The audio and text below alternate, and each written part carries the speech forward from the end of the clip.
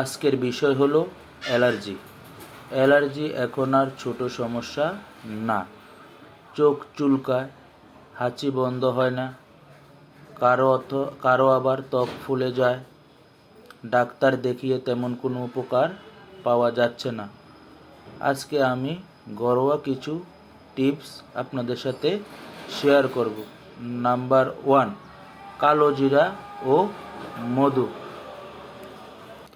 প্রতিদিন সকালে খেলে শরীর অ্যালার্জির বিরুদ্ধে লড়াই করে।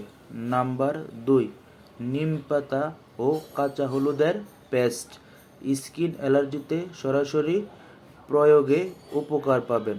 নাম্বার 3, তুলসী ও আদা চা প্রতিদিন পান করলে সিজনাল ও জাস্ট অ্যালার্জিতে দারুণ উপকার করে।